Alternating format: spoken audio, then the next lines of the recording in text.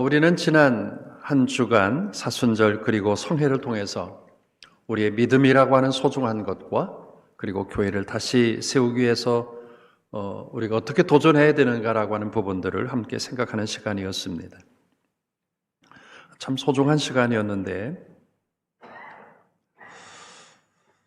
다시 교회를 세우기 위해서 몸부림쳐야 할 영역들이 하나가 있다고 한다면 이게 무관심이라고 하는 그런 영역들입니다. 사실 코로나가 무섭긴 무서운 건 사실입니다.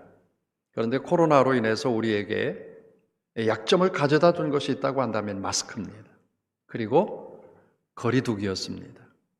이 거리두기와 마스크가 결국은 우리를 자꾸 더 무관심 쪽으로 내모는 것 같은, 그래서 이런 이야기가 있습니다. 편집성 인격장애라고 하는 그런 이야기인데, 우리가 이 단어 속에서 발견할 수 있는 것처럼 자꾸 자기를 위해서 뭔가 좀 이렇게 만들어낸다는 거예요.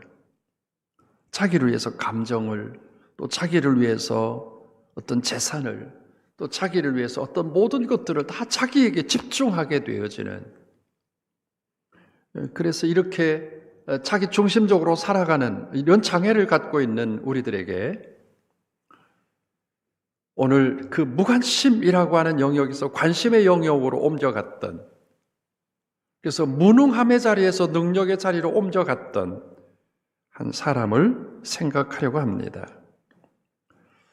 사실 무관심 할 수 있습니다. 세상에 벽을 쌓고 담을 쌓고 그렇게 오롯이 나만 위해서 살아갈 수 있지만 적어도 우리는 그렇게 살아갈 존재들이 아닙니다. 하나님께서 우리들에게 하나님의 사랑, 이웃 사랑이라고 하는 엄청난 영역을 선포해 주셨기에 우리의 관심은 하나님께로, 우리의 관심은 이웃에게로 관심이 옮겨가야 할 사명자들입니다. 코로나 바이러스 이후에 어찌된 일인지 다른 사람에게 관심을 갖지 못할 뿐만 아니라 이제는 아예 교회까지 관심 없습니다. 무관심합니다. 바로 이러한 때 함께 생각하고 싶은 사람이 있습니다. 오늘 본문의 말씀에 나오는 느헤미야라고 하는 사람입니다. 느헤미야는 현상에 그 무관심할 수밖에 없는 그런 처지를 이렇게 뛰쳐나와서 관심의 자리로 옮겨가고 그 관심이 엄청난 하나님의 역사를 만들어가는 그런 일을 했던 사람이 느헤미야입니다. 느헤미야는 놀랍게도 세상에서도 인정받았던 사람입니다. 그리고 더 나아가서 신앙적인 면, 하나님 앞에서도 인정받은 사람입니다. 우리가 종종 그런 사람들 보죠. 세상에서는 아주 탁월하게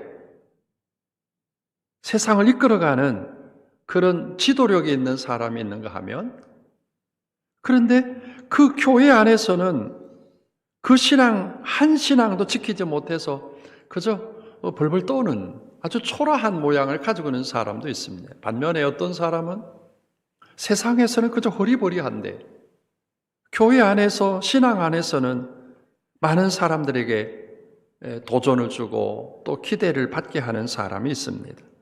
하나님 어떤 사람 쓰실까? 세상에서는 아주 규제라고 여기는 탁월한 능력을 가지고 있는 사람, 그런데 신앙 안에서는 별 볼 일 없는 사람을 쓰실까? 아니면 세상에서는 담을 쌓고 어리버리한지 모르지만 신앙 안에서는 아주 당당하게 신앙 갖고 있는 그런 사람을 쓰실까? 사실은 믿음 안에 당당하게 살아가는 사람을 쓰셔서 세상을 변화시키겠죠. 그러나 그것도 아닙니다. 어쩌면 하나님은 세상에서도 분명하고 신앙 안에서도 분명한 사람을 선택하실 것 같아요. 그래서 주님은 우리들에게 마태복음 10장 16절 말씀을 보면 그런 말씀을 하셨죠. 내가 너희를 세상에 보내는데 이리 가운데 양 보내는 것처럼 굉장히 아주 염려스럽구나. 그러나 담대하라. 뱀같이 지혜롭고 비둘기같이 순결하게 세상에 영향을 끼치는 사람, 그리고 신앙의 자리에서 분명한 사람, 그렇게 되거라. 그렇게 말씀을 하십니다. 오늘 우리가 묵상하게 된 이 느헤미야라는 사람은 세상에서도 귀재라고 여길 만큼 아주 탁월한 사람이었고, 그리고 신앙적인 면에서는 더 하나님께 아주 더 가까이 서 있던 사람입니다. 그를 잘 이해하기 위해서 아주 간략한 그런 역사 스케치가 필요한데, 우리가 잘 아는 것처럼 북이스라엘은 BC 722년에 아수리아라는 그런 나라에게 멸망을 당했고, 남쪽 유다는 BC 586년에 바벨론이라는 나라에게 멸망을 당합니다. 바벨론 포로로 수많은 사람이 끌려가서 삶을 살게 되는데, 그렇게 보여지지 아니하는 허물어지고 이제 역사 끝머리에 있는 것 같은 상황이라 할지라도 거기 하나님이 그 역사를 만들어 가시죠. 성경에 이런 역사가 있었던 것처럼 오늘 여러분의 삶 가운데, 아니 내 신앙의 자리에서도 역사의 끝에 있는 것 같고 삶을 포기할 수밖에 없는 자리에 있는 것 같아도 여전히 성경에서 그 한 나라에 대한, 한 백성에 대한 하나님의 관심이 있는 것처럼 여러분에게도 하나님의 관심이 들어있는 줄로 믿으시기 바랍니다. 버려진 이스라엘 백성들, 아무도 기억해 주지 않는 이스라엘 백성들, 그런데 하나님은 바사로 하여금 바벨론을 이기게 하셨고, 바사의 고레스 왕은 고국으로 돌아가라고 하는 귀한 명령을 내려서 그 바벨론 포로로 살아가던 그런 사람들을 이끌고 수르바벨 선지자가 고향으로 돌아오고 에스라 선지자가 고향으로 돌아오게 됩니다. 그 먼 거리,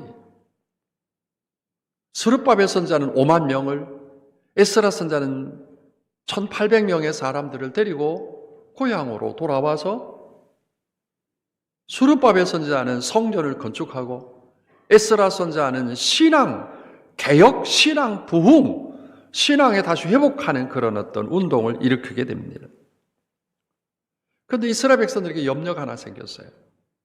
그 멀리 살다가, 포로로 살다가 고향으로 2세대, 3세대들이 돌아왔는데 성전은 있지만 성전 안에서 신앙생활하는 그들을 보호해 줄 수 있는 보호장치가 아무것도 없는 거예요.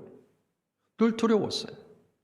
이유가 어떤 이유인가 하면 아스리아에게 멸망을 당하고 바벨론에게 멸망을 당하고 그들을 보호해 줄 수 있는 성벽도 다 허물어졌고 두려움이 있었을 때 하나님께서 느헤미야 선지자를 이제 성이 무너진 한 140년쯤 지났을 때 느헤미야 선지자를 고향으로 돌아오게 한 사건이 이 느헤미야서입니다. 느헤미야는 포로 4세였습니다. 그는 이방에서 아주 출세한 사람입니다. 그에게는 부귀 그리고 영달이 아주 풍성하게 누리는 관료였습니다. 오늘 성경 말씀에도 나와 있지만 그는 술관원이었어요. 술관원이라는 말은 그 당시에 왕의 최측근에서 왕의 생명을 보호해주는, 왕의 신뢰를 받지 않으면 그 술관원의 관직을 얻을 수 없을 만큼의, 당시에 왕을 죽일 수 있는 유일한 방법은 음식을 통해서 살해할 수 있는 그런 방법들이기에 그에게 신뢰하지 않는 사람 둘 수 없는 그런 직함을 느헤미야가, 포로 4세였던 느헤미야가 받게 됩니다. 그는 좋은 배경을 가지고 있었습니다. 어떤 것도 부럽지 않았습니다. 왕과 함께 늘 가까이에서 아침과 저녁을, 그리고 모든 삶을 함께 한다면 얼마나 행복한 삶을 살았겠어요. 그런데 어느 날 날씨가 추워지는 겨울에 그의 사촌이었던 하나니라고 하는 사람과 그리고 비밀 결세대 같은 사람이 이 먼 거리를 적어도 석 달, 넉 달을 걸어서 느헤미야를 놓고 합니다. 그리고 느헤미야를 찾아와서 느헤미야에게 그 먼 거리에 있는 예루살렘 성에 대한 어떤 뉴스를 전해주는데 그 뉴스가 굿 뉴스가 아니라 배드 뉴스였습니다. 아주 비참한 뉴스였어요. 성경에 기록하기를 느헤미야서 1장 3절 말씀을 읽어보면 시작. 하고 남아있는 자들이 그 지방 거기에서 큰 환난에 당하고 능욕을 받으며 예루살렘 성은 허물어지고 성문들은 불탔다 하는지라. 그 큰 환난을 당하고 능력을 받고 그리고 예루살렘 성은 허물어졌고 성문은 다 불탔더라. 아마 요사이 우리의 뇌상에 남아있는 우크라이나나 아니면 하마스 가사 지역의 그런 모양을 보면 아마 언뜻 이해가 될 겁니다. 그만큼 초라해졌어요. 이 굿 뉴스가 아닌 이런 소식을 들었을 때 이 느헤미야의 반응입니다. 말씀을 드린 것처럼 느헤미야는 그의 삶을 살아가는 생활 터전이 아무런 부족함이 없었습니다.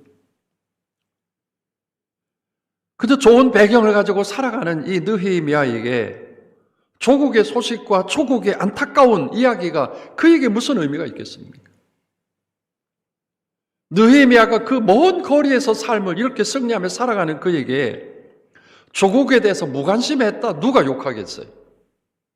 조국에 대해서 관심이 없었다 누가 욕하겠습니까? 그런데 오늘 성경은 무관심 속에 살아가는 저와 여러분들에게 느헤미야를 통해서 모델적인 역할을 하게 하셨는데 바로 느헤미야의 반응입니다. 조국이 무너졌다고 하는 거예요. 조국이 불탔다는 거예요.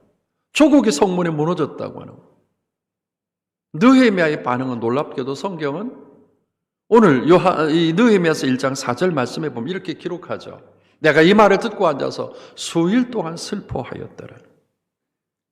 내가 이 말을 듣고 앉아서 울고 수일 동안 슬퍼하였더라. 이것이 바로 오늘 성경이 우리에게 주시는 이 느헤미야를 통해서 우리에게 전해주시는 메시지입니다.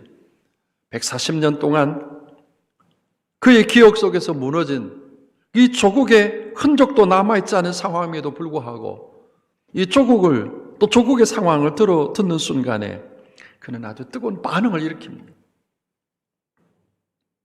어떻게 수일 동안 울 수 있을까? 그것도 주저앉아 몸부림치며 그 조국을 위해서 그렇게 울 수 있을까? 느헤미야라고 하는 그런 이름의 뜻은 야훼 하나님이 위로하신다라는 뜻입니다. 하나님의 나를 위로하신다. 폐허된 조국의 소식을 듣는 순간에 그의 울음보가 터쳐졌습니다. 그리고 무관심의 자리가 아니라 조국에 대한 무한한 관심, 무관심이 아니라 아주 한이 없는 관심. 하나님은 저와 여러분에 대한 관심이 어떠실까요? 알라딘의 요술 램프처럼 우리가 찾을 때만 나타나는 그런 어떤 요술 램프 속에 어떤 주술의 어떤 신인가요? 하나님은 어떤 하나님이실까? 어느 날 시편 기자는 그런 고백을 합니다. 내가 바다 끝에 가서 있어도 거기 하나님 계셨고 내가 지옥 끝에 간다 할지라도 거기 하나님 계셨고 오늘 저와 여러분을 사랑하신 그 하나님, 내 믿음으로 하나님은 나의 하나님, 하나님이 천지를 창조하셨다는 그 신앙의 고백이 오늘 우리의 입술 속에 있는 한 하나님은 저와 여러분에 대한 포기하지 않습니다. 저와 여러분의 어떤 상황이든 하나님 포기하지 않습니다. 죄인이라고 포기하신 하나님이시고 의인이라고 구속하신 하나님이 아니라 죄인이어도 하나님의 세상을 이처럼 사랑하사 그의 아들을 주실 만큼 우리를 뜨겁게 사랑하시는 하나님의 사랑받는 하나님의 사람들인 줄로 믿습니다. 우리가 출애굽기서를 보면 이스라엘 백성들이 430년 동안 애굽의 종살이를 합니다. 모든 고통을 당하며 고난을 당하면서 어쩌면 그들의 표현이 Where is the God? 하나님 어디 계십니까? 하나님이 여기 이 고난받는 430년 동안의 여정 가운데 하나님이 어디 계십니까? 그래서 출애굽기 2장 23절 말씀을 보면 이스라엘 자손은 고된 노동으로 말미암아 탄식하며 부르짖으니 그 고된 노동으로 말미암아 부르짖는 소리가 얼마나 고통스러운지 하나님은 어디 계십니까? 그때 출애굽기 3장 7절 말씀에 하나님 이렇게 말씀하셨어요. 함께 읽죠. 시작. 여호와께서 이르시되 내가 애굽에 있는 내 백성의 고통을 분명히 보고 그들이 그들의 감독자로 말미암아 부르짖음을 듣고 그 근심을 알고. 오늘 하나님께서 이스라엘 백성들에게 말합니다. 하나님 어디 계십니까? 라고 하는 그런 질문 앞에 하나님께서 말합니다. 내가 분명히 보았다는 거예요. 오늘 하나님이 여러분을 분명히 보십니다. 우리 믿음으로 선포합니다. 내가 하나님 앞에 설 만한 자격이 없어도, 내가 하나님 앞에 드릴 만한 어떤 조건이 없어도, 하나님 앞에 설 만한 아무것도 없어도 하나님은 여전히 그의 시선 가운데 오늘 저와 여러분을 두신 줄로 믿습니다. 내가 보았으니 하나님이 보셨다는 거예요. 느헤미야는 그 초토화된 이 조국의 상황을 듣는 순간에 의의가 없어서 그저 주저앉아서 울었습니다.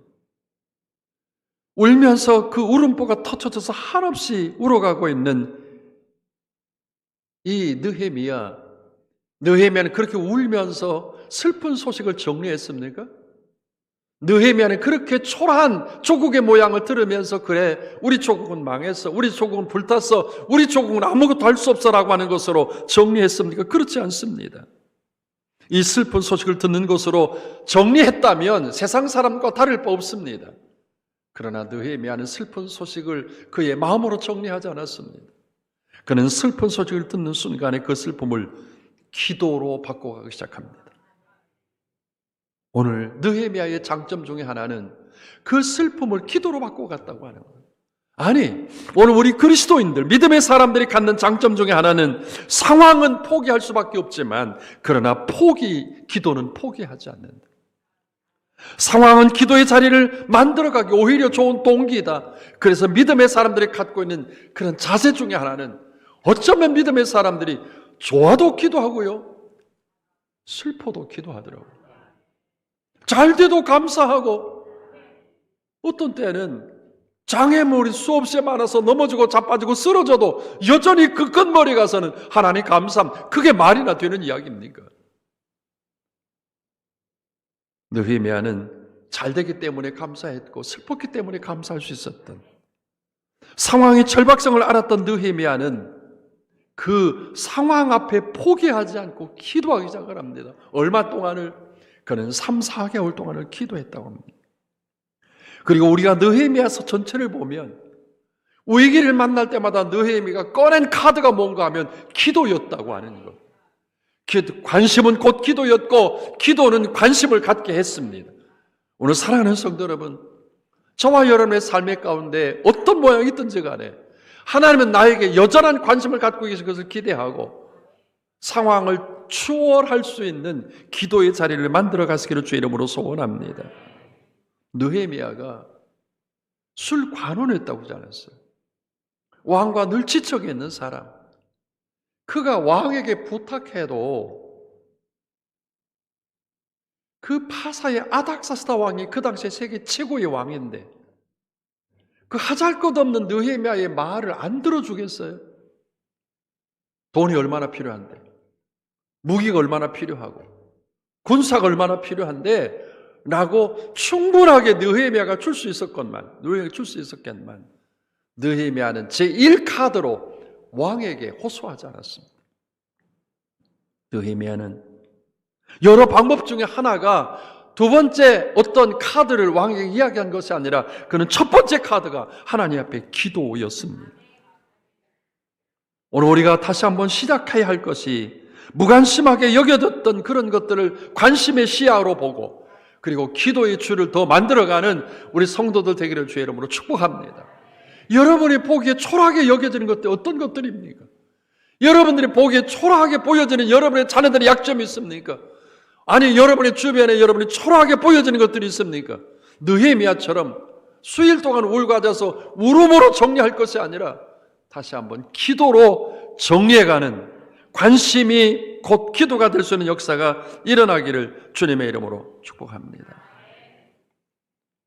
기도는 여러분 막연한 주문이 아닙니다. 어쩌면 전적인 하나님을 의지하겠다고 하는 내 신앙의 표현입니다. 하나님, 나는 하나님 믿습니다. 나는 하나님 믿습니다. 라고 하는 그 신앙의 고백이 기도이라고. 때문에 오늘 우리는 기도를, 이 느헤미야를 통해서 교회가 다시 관심 가져야 할 영역들이 기도다. 내 자녀와 내 가정과 내 영역을 위해서 기도하는 것은 당연한 기도지만, 오늘 무너져가는 한국교회와 내 교회를 위해서 나는 얼마나 기도의 눈을 열리고 있다, 이 민족을 위해서 우리는 얼마나 많은 기도를 하고 있는가라고 하는. 그래서 느헤미야는 기도하기 시작합니다. 그 먼 나라에서, 관심이 없는 먼 곳에서 그는 기도의 자리를 만들기 시작합니다. 오늘 다시 기도해야 되는데 그 기도가 뭘까? 어떻게 만들어졌을까? 첫째는, 여러분, 기도는 죄를 고백하는 거로, 죄를 회개하는 것으로 기도가 시작됩니다. 기도의 문은 우리의 하나님 앞에 온전치 못한 것을 드러내게 될 때 기도가 만들어지기 시작합니다. 느헤미야는 오늘 느헤미야서 1장 6절부터 7절 말씀을 읽어보면 그는 그런 기도를 합니다. 시작. 우리 이스라엘 자손이 주께 범죄한 죄들을 자복하오니 주는 귀를 기울이시며 눈을 여시사 종의 기도를 들으시옵소서. 나와 내 아버지의 집이 범죄하여 주를 향하여 크게 악을 행하여 주께서 주의 종 모세에게 명령하신 계명과 율례와 규례를 지키지 아니하였나이다. 느헤미야는 이 조국을 다시 한번 회복하기 위해서 기도를 시작하는데 회개의 기도를 시작합니다. 여러분 한번 생각해 보세요. 느헤미야는 지금 먼 나라에 가서 승리하고 성공하고, 그리고 그의 목독대로 모든 것이 다 이루어진 사람입니다. 조국의 소식을 듣는 순간 그냥 귀 털어버리면 됩니다. 그런데 그는 주저앉아서 관심을 갖기 시작했고, 관심을 갖지만 기도하기 시작했는데 자기 조상들의 죄가 생각이 나는 거예요. 하나님, 우리 아버지 죄와 우리 할아버지 죄와 우리 조상들의 죄를 용서해 주십시오. 나와 나 자신도 주님 앞에 회개합니다. 용서해 주십시오. 어쩌면 느헤미야는 성공한 사람이었기에 회개거리 없이 기도로 직행할 수 있었건만, 그는 자기들의 아버지와 자기 조상들의 죄를 하나님 앞에 고백하며 회개를 하기 시작합니다. 여러분, 회개라는 것은 뭡니까? 가다가 돌아서는 거예요. 여러분들이 가다가 돌아서서 하나님 앞에 기도할 자리가 어디라고 생각합니까? 회개는 끊어진 관계를 다시 이을 수 있는 유일한 처방입니다. 다시 민족, 어쩌면 코로나 바이러스가 이 민족이 교만한 것을 깨닫게 하시기 위한 하나님의 카드였습니다. 특별히 한국 교회가 자연적인 성장으로 온전한 성장이 되는 것처럼 착각했던 이 한국 교회를 다시 키질해서 다시 근본의 자리로 돌아가서 다시 시작하라고 주시는 하나님의 메시지였습니다. 때문에 사랑하는 성도 여러분, 우리가 하나님 앞에 오롯이 서기 위해서 하나님 앞에 회개합시다. 우리 자신과 우리 교회와 이 민족이 하나님 앞에 회개하게 될 때 하나님은 하나님의 방법으로 이 민족과 우리 교회와 한국 교회가 가야 할 길을 보여주실 줄로 믿습니다. 또한 기도는 하나님의 능력을 볼 수 있는 열린 창문이라고 이야기를 합니다. 여러분, 기도를 열기 시작하면 하나님의 능력이 보이기 시작합니다. 사랑하는 성도 여러분, 오늘 여러분의 삶 가운데 받아들일 수 없는 아픔과 괴로움과 한숨과 눈물이 있습니까? 오늘 하나님을 향하여 창을 여십시오. 믿음으로 창을 여십시오. 그리고 하나님 앞에 기도하십시오. 하나님은 능력이 많으신 하나님이십니다.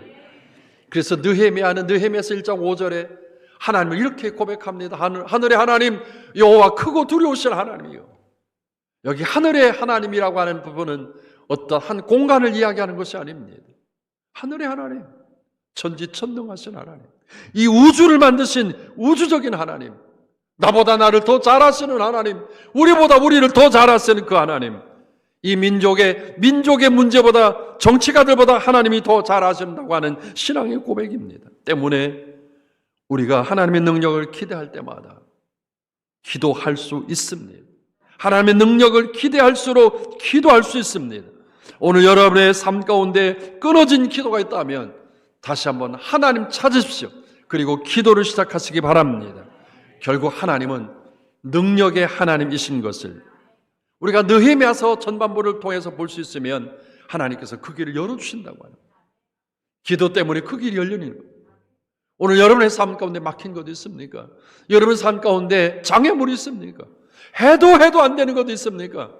그렇다면 포기합시다. 그리고 하나님께 맡깁시다. 그리고 하나님이 만들어 가시는 그 은혜의 줄기를 타서 승리하는 여러분의 발걸음 되기를 주의 이름으로 소원합니다. 여러분, 기도는 하나님의 약속을 신뢰하게 합니다. 하나님의 약속을 믿게 만드는 것이 기도입니다. 오늘도 느헤미야서 1장 5절에 이렇게 기도하죠. 시작. 주를 사랑하고 주의 계명을 지키는 자에게 언약을 지키며 긍휼을 베푸시는 주여 간구하나이다. 하나님은 언약을 지키시는 하나님이십니다. 하나님은 규약을 지키시는 하나님입니다. 하나님은 약속을 지키시는 하나님이십니다. 여러분, 신명기 28장에 보면 하나님은 그 약속을 말씀을 하십니다. 내 말에 순종하면 복을 받는다라고 말씀하시며 자다의 손손까지 복을 받는다 말씀하셨다면, 그 말씀에 대한 신뢰를 믿고 기도한다면 우리 주님은, 우리 하나님은 우리의 길 열어주실 줄로 믿습니다. 우리의 욕심이 아니라 예수님의 이름으로 기도하십시오. 적어도 하나님 앞에 예수님의 이름으로 기도하십시오. 우리 주님께서 마태복음 7장 11절에 그런 말씀 주시지 않았습니까? 하늘에 계신 너희 아버지께서 구하는 자에게 좋은 것으로 주시지 않겠느냐. 이제 다시 시작합시다.